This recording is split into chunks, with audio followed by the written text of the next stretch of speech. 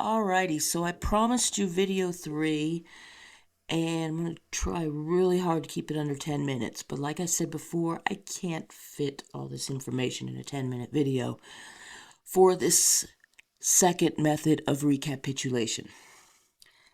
And let me tell you where I got this method from. To start with, this is also Mesoamerican. As I've explained before, most of my training is in Mesoamerican antiquity cultures. So this method is, well, that's not exactly accurate. Shit. How am I going to explain this? Okay, so my teacher was Mesoamerican, Mexico to be specific.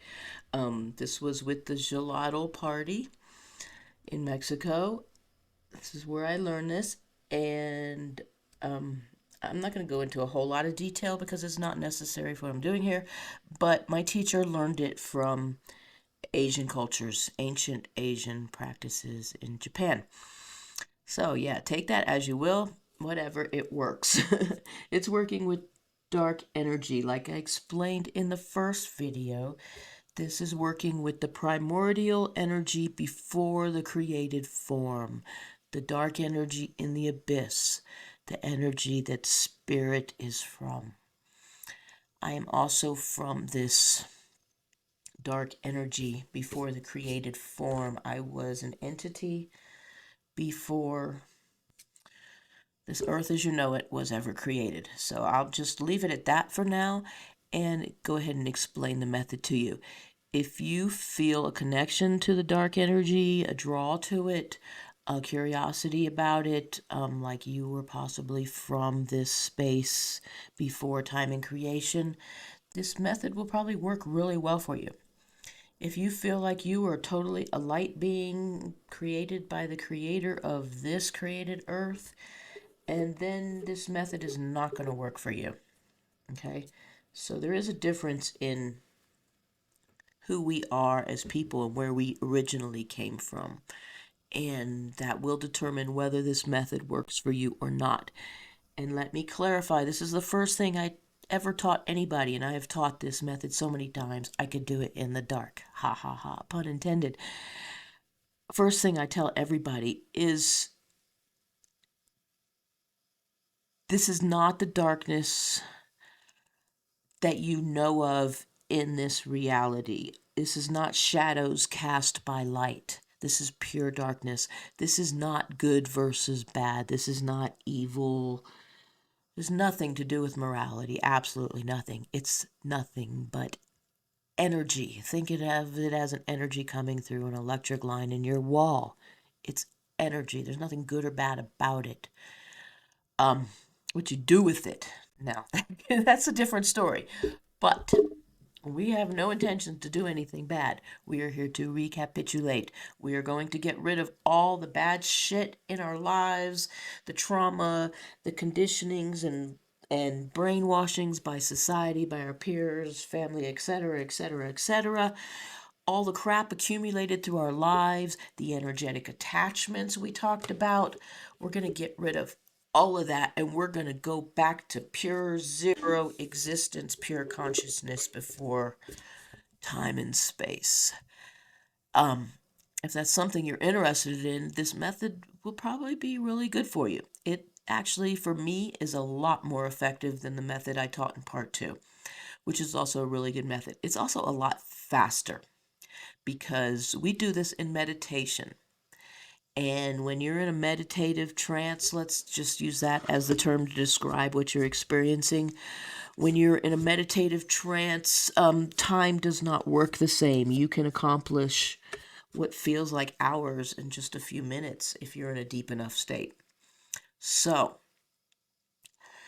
explaining how to do this really quick, I don't know if I can do it. I lead guided meditations, and I have some stuff on YouTube that I put out when I was still with Xolotl. I am no longer a member of the Mexico party. But I can share the link to that video with you in the comments. It is an hour-long video because it explains everything in great detail. It is in Inglés y en Español. So, for those of you who speak Spanish, you can still learn from this video without confusion about what I'm saying. What else? Yeah, so basically we go into a meditation and we bring the dark energy into our bodies and we open a vortex that we suck all these memories, experiences, energetic drains, all these attachments into the vortex, and that's what cuts the lines. And like I said, it's really too much to explain in a 10-minute video. I don't even want to try because there's a lot that goes into it. And the same process we turn around and use for healing in the same meditation. So it is a really, really good one. Like I said, if you're interested, I will put the link to the YouTube video in the comments. What else? Oh yeah, there are a couple other methods for recapitulation, or I should just say for cutting energetic ties, that I have found effective as well. There's one that comes from the Pacific Islands somewhere. I'm not exactly sure where in the Pacific Islands, where they do a ceremony where they it's kind of like affirmation, but you use your hand to replicate scissors and you try to see that energetic line and cut it with your fingers. This can be effective for, you know, attachments that aren't super strong. Super strong attachments, you're going to need a little bit more. And I have been able to use that method successfully with, like I said, small things. The best way to cut an attachment, but you're not going to get them all with this method. This is for the really, really hard ones that don't want to budge any other way. You go into yourself, into a meditative state, a dreaming state, a shamanic state, whatever works best for you, where you can see things and actually work with them.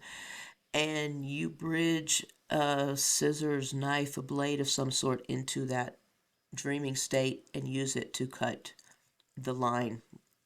But you're not going to get everything in your entire life that way. That's just for the really, really hard stuff that you're having real difficulty cutting those lines. And I I see the lines because I've done so much work now. I could actually physically see the lines, and if they haven't, I can see that the recapitulation has been attempted several times in several methods, and it's not working. That's when it's time to go in with the blade.